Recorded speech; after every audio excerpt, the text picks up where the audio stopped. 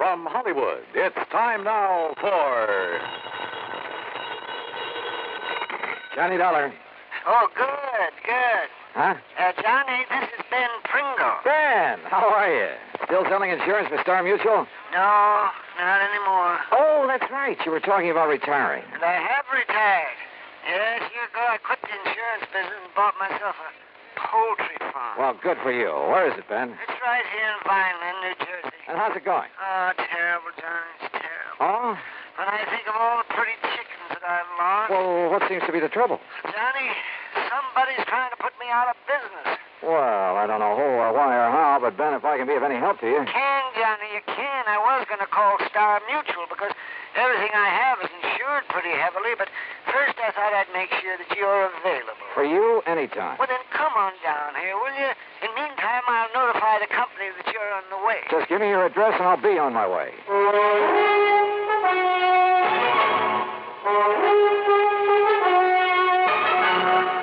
Bob Bailey in the exciting adventures of the man with the action-packed expense account.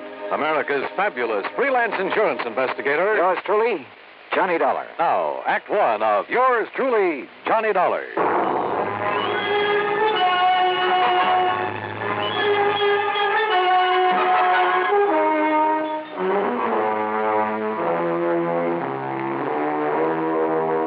Expense account submitted by Special Investigator Johnny Dollar to the Star Mutual Insurance Company, Home Office, New York, New York. Following is an account of expenses incurred during my investigation of the sick chick matter.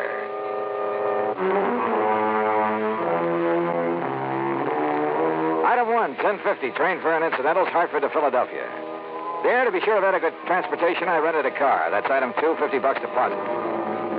The 35-mile drive south on Route 47 was uneventful, and I finally turned left onto Vineland's main street, Landis Avenue. Vineland, the heart of sunny southern Jersey. At least that's what the sign said. It's a busy little city. Landis Avenue, a busy street. Finally, I stopped at a mobile gas station on the far edge of town to ask about the address Ben Pringle had given me. Just keep going straight out Landis Avenue for about 5-6 miles till you come to East Vineland. East Vineland, huh? Yeah, then you turn right, go about a mile and a half. You can't miss it. If you can pick it out from the rest of the poultry farm. A lot of them, huh? Vineland's the egg basket of the world. Where do you suppose Philadelphia, New York, and the rest get all their eggs and chicken? Yeah, well, I'd better get underway. Thanks a lot. Anytime, mister. The gas attendant was right. There were enough chicken ranches in the outlying sections to supply half a dozen cities. And trying to pick out the one belonging to Ben Pringle was a problem. Finally, to ask further directions, I pulled up at the nearest farmhouse.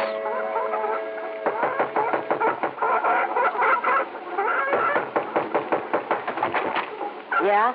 What do you want? I'm looking for Mr. Ben Pringle's place. Oh, Ben Pringle.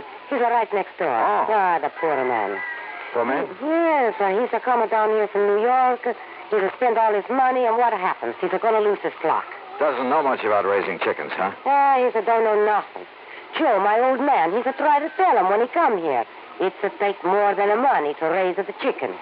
So why don't he get out? Why don't he sell out before he spend all his money and lose everything? You think that's what he ought to do, Mrs. Me? I'm Lucia Rinsulli. My older man, he's Joe Rinsulli. What's your name? Johnny, darling. Well, then if you know him, you tell him. He's like all the rest. How do you mean? Oh, they make some money in the big city. They want to do what you call retire on it. So? So they're coming down here, buy a nice piece of farmland. We got a plenty nicer farmland here. I can see that. So they think all that they need is some chicken houses, some chicken feed. And then all that they got to do is collect the eggs. They'll make a lot of money. But it's not that easy. Huh. Ben Pringle, he's not listen to us anymore. He's going to lose his flock. He's going to have to sell out cheap. He's a lose his shirt. And his farm goes to rack and roll. Uh-huh. And that's when somebody else comes in. Somebody he's to know how to raise the chickens. They buy 'em up cheap. Oh? Is that how you got this big place of yours? Oh, sure. We started with a little place. We work hard. We make a little money. Then, when somebody like him comes along, we buy him out. We got a nicer, bigger place. That sort of thing happened very often around here, Mrs. Renzulli? Oh, sure, all of the time. You ask Tony Pasquale. Now, he's got a big farm. You ask Carmen Chinero. Same thing. You know Tommy Bernasconi? No. You ask him. Same thing. Same thing. What's the matter, huh?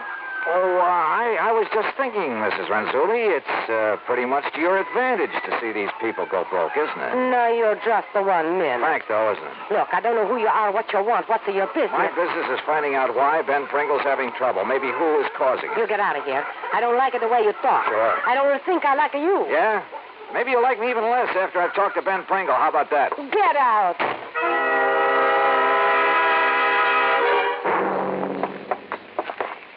By golly, I'm glad you could make it, Johnny. Yes, sir. Sit down. Yeah. Well, for what I hear, Ben, you're having a pretty rough time of it. Oh, I suppose it's my own fault, Johnny. Walking into a project like this without knowing more about it. Well, how deep have you gone into this layer? Oh, my, too deep, Johnny, too deep. All in all, I've spent nearly $40,000. That's just about all I have. And most of us had to go for replacing my herd. Herd? Yeah, my herd of chickens. Oh. And I thought it'd be so easy, just buy a few hundred chickens. Yeah, throw them some feed, collect the eggs, collect the money. Yes, and I'd be fixed up for life. Oh, dear, there are more diseases a chicken can catch. There are more lice and bugs. Oh, and now this. Hey, Ben, you said something about somebody's trying to put you out of business. That's right, Johnny, and I'm sure of it. But why, I don't know. I didn't know I had an enemy in the world. Oh, what's going wrong? Well, just wait till you see my herd of chickens. And if you don't agree with me, I'm sure you'll agree with me. About what? That they're being poisoned. What? That's what. By whom? I think I know. Oh, yes, sir. Well? By somebody who'd like to see me go broke. So that he could buy you out cheap. Who, Ben? I'll tell you who. Because he wants to add my property to his. And he's right next door. And his name is Joe Renzulli. Act 2 of yours truly, Johnny Dollar, in a moment. And now for another episode in the life of Sergeant Donald Bellwether, my husband.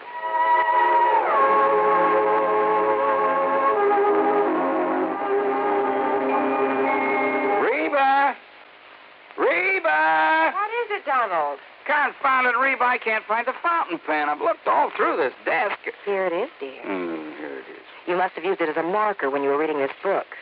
Let's see, this great literary classic, Six-Gun Showdown at Powder River Gulch. All right, never mind about my reading habits. Just look at the coverage we're going to get with this new auto accident policy. Let's see. Yes, collision. $50 deductible. Fire, theft, public liability, property damage, medical benefits. In other words, we have complete coverage. That's right. Of course, it's going to cost us money. I'm sending the company a check right now. Gee, it's too bad we don't live in Rhode Island. Rhode Island? Why? Oh, because then our rates would be lower. Rhode Island has less accidents per capita than any other state. Oh. Well, which state has the highest? Let me see. Here it is, Nevada. No, by golly, Nevada's second highest. Alaska has the most. Really? I didn't know that. Mm-hmm.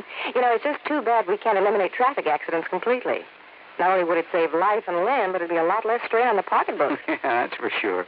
These automobile accident policies get more expensive every year just because there's so many costly accidents. Well, I'm glad we've got some good insurance coverage, Donald, but just remember one thing. Oh, what's that, honey? Well, some auto accidents ruin a fender, and some ruin a family. Yeah, that's true. Very true. But as far as I'm concerned, I don't want any of your old insurance money. I want you here at home, safe and sound. You'll always drive carefully, won't you? Yes, I will, dear. Oh, that's my Donald. That's my doll.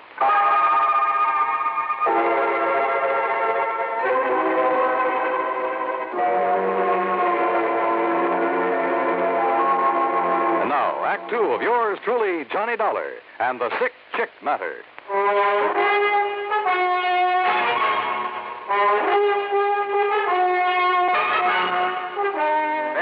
Sure, it's Joe Renzulli. Trying to kill off your flock, put you out of business. Yes, sir, Joe Renzulli, and I'm sure of it. But just wait till you see him. Johnny, I have got the sickest herd of chickens you ever saw. Okay, Ben, let's take a look at them. Though I'm afraid I don't know much about the critters. You don't have to. Anybody could tell. Just anybody. Come on. Have you talked with a vet about them? Huh. Sure I have. Finest vet in the county, too. Dr. Goldhaft. Why, he has a regular laboratory. He's known all over the world. He's the one that cured him with the cholera, and the hepatitis, and the synovitis, and the coccytitis, tosis. Johnny, after I've called him in so many times, he even gave me a book. A book? Yes, he did. So that I'd know what all the diseases were, and, well, so I wouldn't have to make him drive all the way out here when I'd just forgotten to give the hens their laying mash or enough water or something like that. You'd forget to... Well, no wonder you've had trouble with your flock. And I guess I was kind of a nuisance to him, too. But I did so want my herd to be a good one and lay a lot of eggs for me. Well, what does the vet say about what ails them now? Well, I haven't told him. You haven't told him? Well, see, I'm afraid I still owe him a pretty big bill. Yeah, but look, Ben, And I looked in the book. Johnny. And there's nothing in it about the way they are. There is not a word. And that's why I sent for you. But, Ben, I told you, I don't know anything about them. Of course, if you're right, if they're being poisoned... Oh, let's take a look at it. Yes. You'll see. You got a nice-looking layout, I'll say that. Nice new houses for them. Big fenced-in yards, or whatever you call them. And there's plenty of room for them to... Oh! Yes, sir. You see, they're all so sad-looking. They're just so sad and petulant, as though they hold it against me for whatever ails them. Those poor little things. So help me, I've never seen it. Do chickens ever suffer from the blind staggers? You mean the blind that would mean like horses get? Oh, no, sir. No, I'm sure. Because it isn't in the book. And if it isn't in the book... Ben, you're sure you haven't been spiking their drinking water with some of your private stock? Oh, why, of course not, Johnny. You know, you were my one insurance contact that always suggested the nip of that bottle you kept in your desk. Oh, now, Johnny. Boy, these chickens sure look... Hey, you said you feed them a laying mat. It's right here in the shed. Here, come along. But, what are you thinking of? Well, if any of that stuff should get good and wet and ferment. Oh, no. It's as sweet and dry as the day I bought it from Jake Rubinoff. There. See that? You see what I mean? Who's Jake Rubinoff? He's the biggest feed dealer in town. Yeah, it certainly smells all right. Yeah, it is all right. Oh, no, Sir Johnny. My herd has been poisoned. And you suspect Joe Renzulli on the next farm? Of course I do. Wasn't he one of the people who tried to help you get started when you first came down Oh, here? sure. Yes, he pretended to. But I can see now is just to look over my nice place and see how much he can get his hands on when I go broke. Well, if you had some concrete reason for thinking he might be poisoning your flock... I've seen him. Yes, I have. I've seen him with my own eyes. Come right over here at night, several times. What? And scatter something over the fence into my pens out of a big sack. What was it? By the time it was daylight and I could see, the chickens had eaten it all up. You sure it was Renzulli? Of course I am. Okay, Ben. I'm going over and talk with him.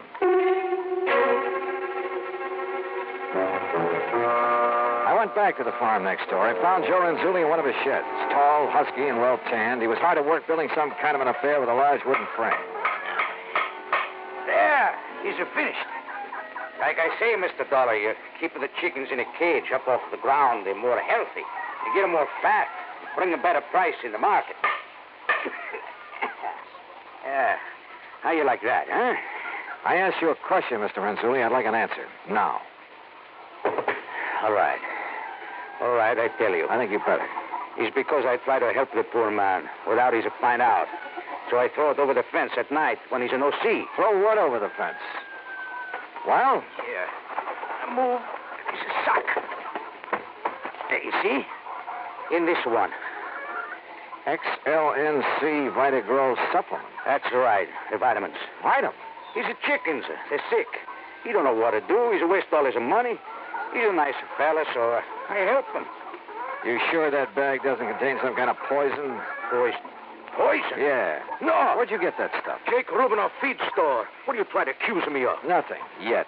I'm going to try to help the poor man, that's all. You don't like that? I want a sample of that stuff. Sure. Take all you want. So what are you going to do? Well, it's too late now, but in the morning I'm going to take it into town to the feed place and check on it. You go ahead. And believe me, if there's anything wrong with it, I'm coming back here with the police in tow. Police? You better talk, Renzulli. You don't understand. You don't know. It's smaller place like this. You got to stay friends with everybody. Huh? You make trouble for people, it's no good. What are you talking about? Your neighbor is your friend. Oh, sure. Just like you're a good friend of Ben Pringle. Yeah, that is so. But you're protecting somebody who's poisoning his chicken. No, that's a big lie. Then what's all this double talk? Why are you so afraid I'll bring the police out here? Well, I'm not. I mean... Or maybe you've done something you're afraid they'll tag you for. Is that it? No, that is wrong. Fact remains you know something about Ben Pringle's trouble with his flock. I tell you. You've told me nothing. Okay, I'll find out for myself. Good. That is good. Huh? You no live here. You find out. That's all right. That's good. Find out what? You find out And that's all I could get out of him. And on the way back to Ben Pringle's farm, I suddenly began to wonder if I hadn't stepped into something more than just a bunch of sick chicks. You know something? As it turned out, I certainly had.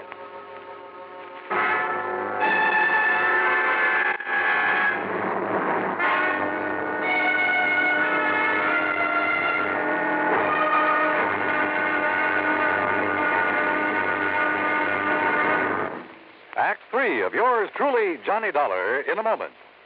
Do you know who said, absolute freedom of the press to discuss public questions is a foundation stone of American liberty? Those words were said by former President Herbert Hoover. Mr. Hoover was well aware of the important role that freedom of the press had played in the creation and growth of the United States of America. He realized that without freedom of the press, no democratic form of government could exist.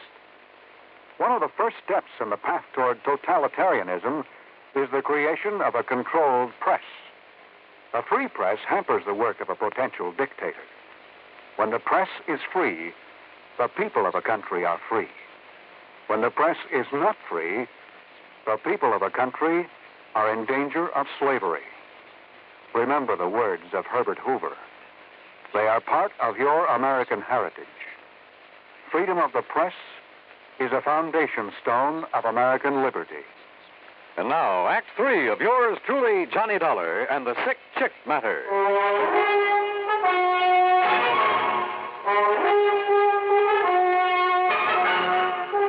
By the time I got back to Ben Pringle's place, he had spread something that passed for supper on the kitchen table. Now, just help yourself there, Johnny. There's plenty more in the stove. If I don't cook the best canned beans you ever ate. Yeah. Yes, aren't they delicious? Have some ketchup. Hey, look, Ben, as I told you, I got nothing out of Joe Renzulli, except a powerful feeling that he's protecting one of your neighbors around here. Well, you know how it is out in the country this way, Johnny. A man who tells on his neighbors, well, he's an outcast. Hey, maybe that's why Renzulli didn't mind if I could find out what's going on here for myself. I still think he's doing it. Yes, sir. Whose place is that on the other side? I noticed a brand new Lincoln out front. Oh, all right, yes. Well, he's a nice young man. Oh, he's real nice. Yeah, what's his name? John Culpepper. He came up here from the South. I can tell that by the way he talks. Well, what's he do? Oh, he just lives there, yes. He has some of the gayest parties, though. Young men, young women, all he wants to drink. Oh, no wonder you like him. If you can scrounge drinks from him. Oh, well, I have tried to drop in on him now and then, but he's always just shoved a bottle in my hand and told me to come back here and enjoy it by myself. And who am I to refuse a nice gesture like that? That barn in back of his place. Horses? Cows? Oh, no animals of any kind. It's a funny thing, though. Yeah? Well, I'm a very sound sleeper, you know, Johnny, very. But I'm sure that I've heard some big trucks pulling in there at night, and I've often wondered about it. But then I just went right back to sleep. Ben, have you got a flashlight I can use? Well, sure, Johnny, I have. I'll get it for you, too. Why? What are you going to do? Let's, call it a little exploring. The night was warm, and some of Ben's chickens were still out in the yard. They were gathered by a section of the fence right next to the neighbor, Mr. Culpepper's barn. And I noticed something else, a well-worn path from that barn to the fence. Funny. Quietly as possible, I climbed over the fence and worked my way to the barn. There was a light on somewhere inside of it. And then I caught it. A faint, piercing odor that I hadn't smelled, so help me, since I'd worked on a case down in the hillbilly country of Kentucky. I sneaked over to a crack in one of the barn doors. Inside, I could see cases and cases of bottles and the outline of a huge copper still. Moonshine. Stand still, mister. Huh? Don't you move, sir. I'll blow your head off. Revenue, huh? Revenue? I seen you poking around Renzulli's and Pringle's today, and I figured you might be dropping in. No, keep your hands up. Oh, now look, Culpepper. No, you look. If you'll reach inside the pocket of my jacket, you'll find a card case that'll show you who and what I am. You know, I might just do that now. But don't you try to think funny. Keep 'em right up over your head. If you'd like this flashlight. Don't move. There's enough light coming through the crack in this door. Now, you stand still while I... Johnny Dollar. Insurance investigator? That's right. Well, then what are you doing here? Culpepper, the only interest I have in your still is what it's doing to Ben Pringle's chickens. What's that? Yeah, and in getting this gun away. No, I'll shoot you. No, you don't. Look, I'll make a deal with you. Say a couple of $1,000 to keep your mouth shut about my still. I told you I don't care about your still. Then I don't get it. That's out of my bailiwick. All I care about it... Wait a minute. You make whiskey out of mash. Have you been dumping sour mash over Pringle's fence? Sure, to destroy the evidence. Holy smoke. Then all that's wrong with Ben's chickens is that they're drunk. Boiled to the gills. You mean to say that old used... Yeah, I mean to say. Now, come on. I think you and Ben had better have a little talk.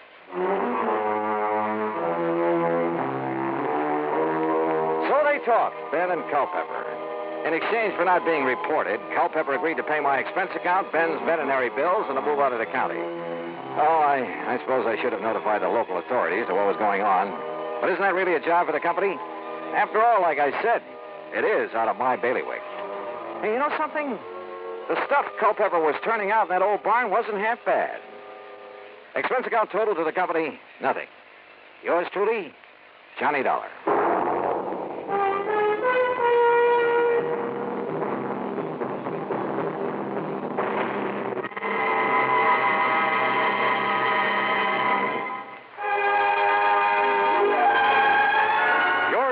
Johnny Dollar, starring Bob Bailey, originates in Hollywood and is produced and directed by Jack Johnstone, who also wrote today's story. Heard in our cast were Lucille Meredith, Howard McNear, Gil Stratton, Jack Moyles, and Sam Edwards.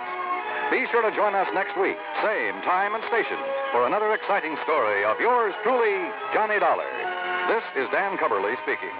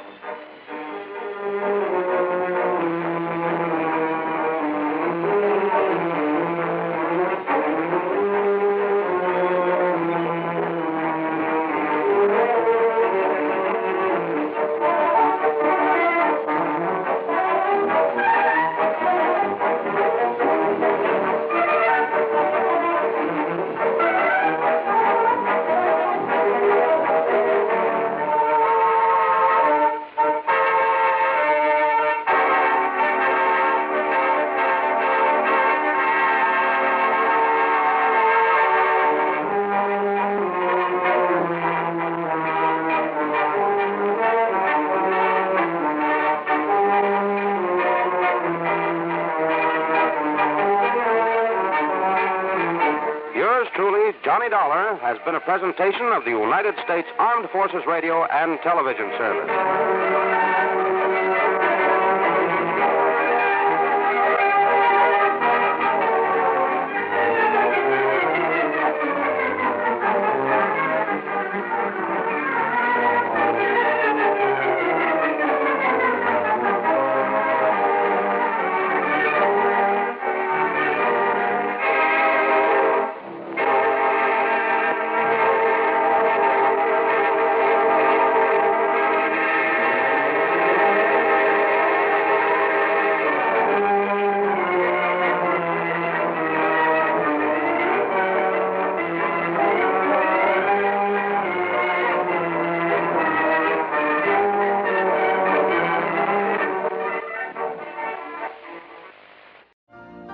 You've been listening to the OTR Gold Network. Find more classic radio at otrgold.com.